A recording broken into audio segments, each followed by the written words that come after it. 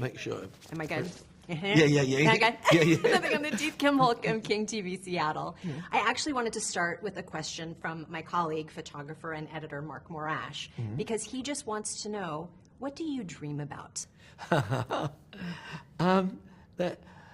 Look, I definitely dream about stories. I often say to my family, if I'm in a nursing home in a wheelchair, and I'm staring out of the distance, I can guarantee you there's a little movie playing in my head somewhere. Yeah. It's habit now. It's a lifelong habit. Ever since I was a little kid, growing up in rural Australia, I have a twin brother, and we're always exchanging stories and telling stories, and I'm still doing it. You have lived in this world for a long time, and I'm curious what, if any, of the characters in Furiosa reflect parts of you specifically? They do. They can't help. If you're telling these stories, it can't help be the case. But really, I don't know. Like, I think to be a storyteller, you have to kind of be engaged with the question about who we are as human beings. Yeah. And you observing the world. Not only your own experiences, but those around you, your family, your friends, your colleagues, the world at large, whatever communities there are. That's the big question. I think, when I started off studying medicine, and when I was a doctor, I think the main interest is trying to understand human beings from every single point of view. Like we look at, it only occurred to me recently that filmmakers, the camera can go anywhere. Yeah. And that's the way we look at human beings. You look at people in terms of their organs, you look at them down a microscope and see their cells, you sometimes see them in autopsies, you see them in terms of the epidemiology and anthropology and so on every level of human beings. It's exactly what a filmmaker does. So that curiosity is pretty well what keeps driving me. How much of myself is in there? Sometimes I say a little bit, that's something that is familiar to me in one character or another character, male or female, good guy, bad guy. It's all of us. I think we all do that. Yeah. When we basically take on any story, Given all of the layers of filmmaking that you play a part in, and this may be like asking you to choose your favorite child, so perhaps you can't, but is there a part that is the most fulfilling? Is it the writing? Is it the shooting? Is it the year you spent editing this film? Well, that's a really good question. You definitely use a different part of yourself depending on which stage you're in. When you're writing, which is the pleasure of writing, is that you're free associating.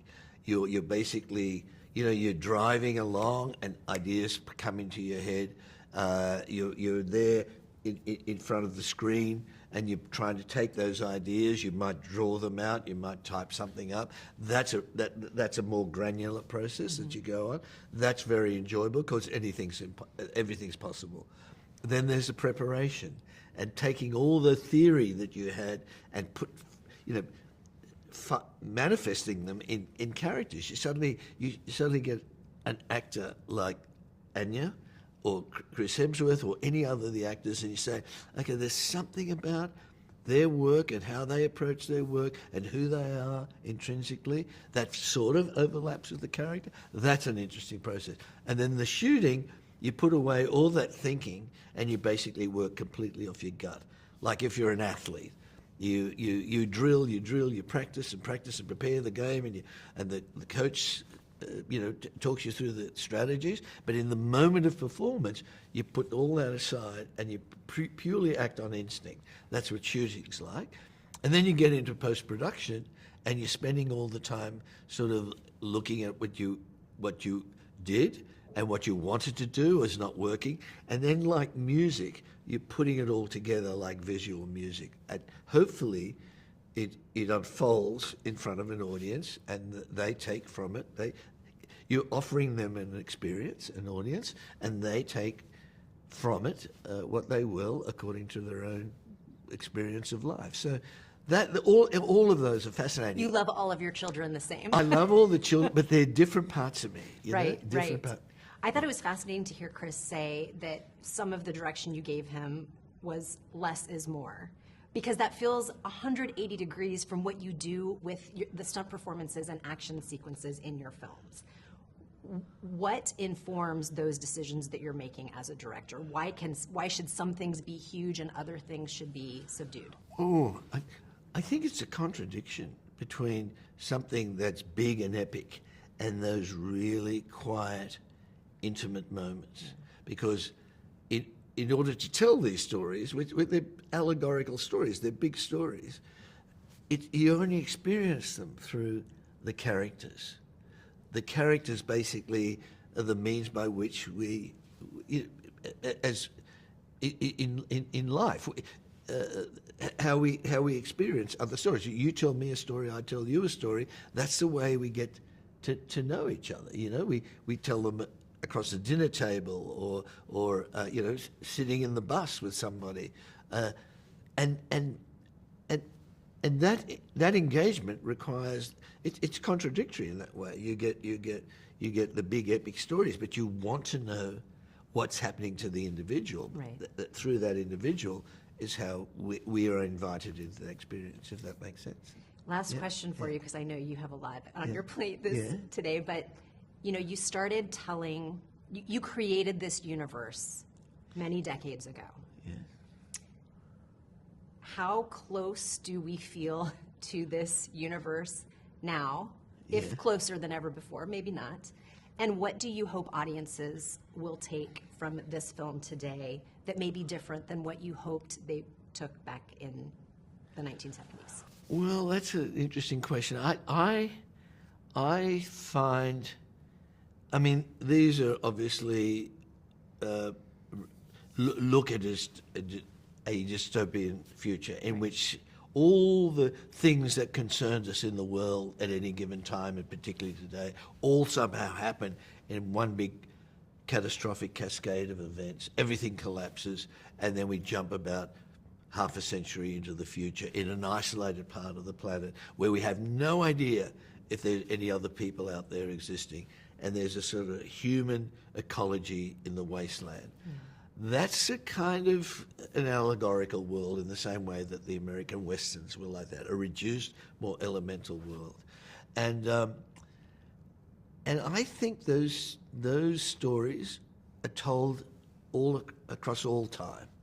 So they're not specific to this time, but this is a version that offers us a way of reflecting on who we are today and perhaps what we're becoming. But the behaviours are variations on themes that we've seen over and over again through history. So I'm not going to say that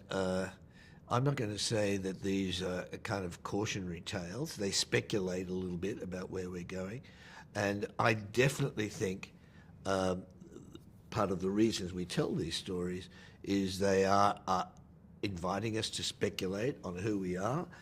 As the history man says at the beginning of this story, as the world falls around us, how must we brave its cruelties? Mm-hmm. And I think that's the question we all ask. But, this is a story that could be told before, say, World War II or World War I or whatever, and people would have been feeling the same sort of sense of, oh, gee, are we really turning on ourselves, so badly? Again, allegorical, and they interpret it according to the times. That actually gives me hope. Oh, good. We'll just keep repeating ourselves as history does, and I'm okay with that as long as we're still here in the end. Yes, that's what makes us interesting as human beings. Yeah. You can't get one without the other. Right. And that's the interesting thing about the thing. When there is positive behaviour of one human being to the other, that's the rare thing in the wasteland world. Yeah. But that's, both in our world, that's the thing that gives us, allows us to admire ourselves as human beings, say, okay, there is some good. Just as even the most heinous things that happen make us worry. The two go hand in hand in some way. Yeah. Yeah. Thank you for your time Thank and you. your genius. Such a Oh, pleasure. thank you. Congratulations. That's very kind of you. Thank you.